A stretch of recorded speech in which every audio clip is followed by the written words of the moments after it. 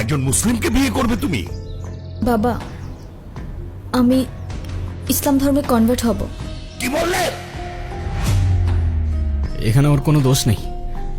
ও যাই করছে সেটা শুধুমাত্র আমায় ভালোবেসে। দোষ যদি কারোর থেকে থাকে সেটা আমার। মারতে হয় আমায়, মারো না। ওকে বেরিয়ে যেতে বল।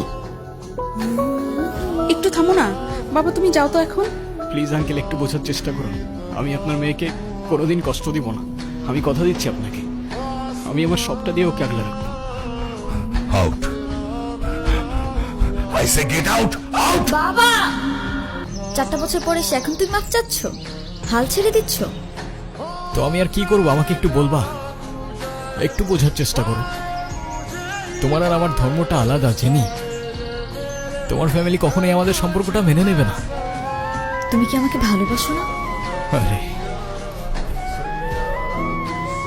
দুনিয়ার সবাই মেনে না নিলে যদি আমার প্রতি তোমার ভালোবাসাটা কমে যায় না, তাহলে থাকো, আমি চললাম। কোথায় যাচ্ছ? বাবার পছন্দের ছেলেকে বিয়ে করতে। তাহলে আমার কি হবে?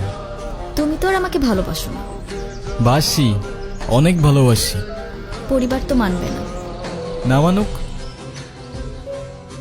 সমাজ কি বলবে? সমাজের বাইরে চলে যাব। কত দূর? যতদূর গেলে তোমার আর আমার ছোট্ট একটা সংসার হবে। আগলে রাখতে পারবে?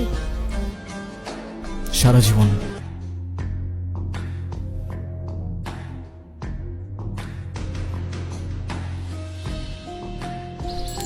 হ্যাঁ বলো। কোথায় আছো তুমি? এই তো বাজার করে বাসায় যাচ্ছি। কেন? আগে বলো, গুড নিউজ শুনবা না ব্যাড নিউজ? ব্যাড নিউজটাই আগে শুনি। ব্যাড নিউজটা হচ্ছে তোমার এখন থেকে মাঝে মধ্যেই বাজার করতে হইতে পারে। কেন? কারণ গুড নিউজটা হচ্ছে নতুন চাকরিতে তোমার হাজবেন্ডের কাজের অনেক চাপ থাকবে এখন থেকে।